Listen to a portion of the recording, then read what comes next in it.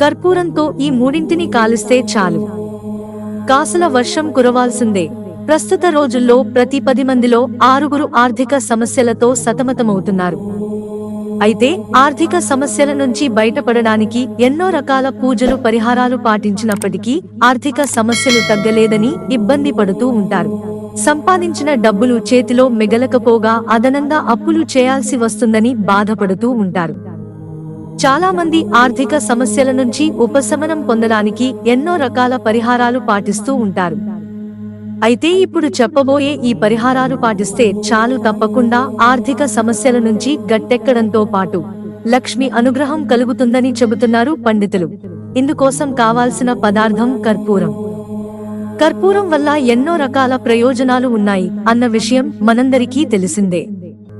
ఆరోగ్యపరంగానే కాకుండా ఆధ్యాత్మిక పరంగా కూడా కర్పూరంని మనం వినియోగిస్తూ ఉంటాం. అయితే పూజలతో సంబంధం లేకుండా ఇంట్లో మామూలుగా కర్పూరం వెలిగించడం వల్ల ఆ ఇంట్లో సంతోషం నెలకొంటుందని, నెగిటివ్ ఎనర్జీ అనేది ఉండదని చెబుతున్నారు పండితులు. ఇకపోతే మన వంటింట్లో దొరికే మసాలా దినుసులలో లవంగాలు కూడా ఒకటి. ఈ లవంగాలను కర్పూరం 2 కలిపి రాత్రిపూట కాల్చడం వల్ల ఇంట్లో ఉన్న గాలి శుద్ధి అవుతుందట. ఇది ప్రతికూల శక్తులను కూడా తొలగిస్తుందని చెబుతున్నారు. ఈ 2 కలిపి కాల్చడం వల్ల ఇంట్లో ఏవైనా వాస్తు దోషాలు ఉన్నా తొలగిపోతాయట.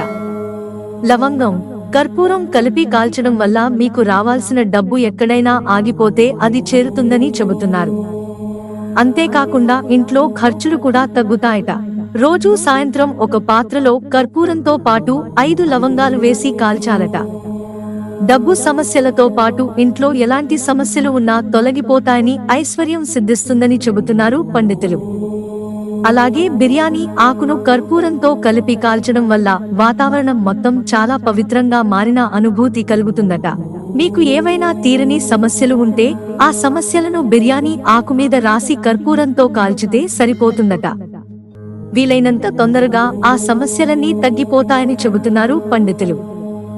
5 బిర్యానీ ఆకులను కర్పూరంతో కలిపి కాల్చడం వల్ల మీ సమస్యలన్నీ తీరిపోతాయట. ముఖ్యంగా డబ్బు సమస్యలు తీరతాయని చెబుతున్నారు. దాల్చిన చెక్క కూడా అందరికీ అందుబాటులోనే ఉంటుంది. కర్పూరంతో దాల్చిన చెక్కను కలిపి కాల్చాలట.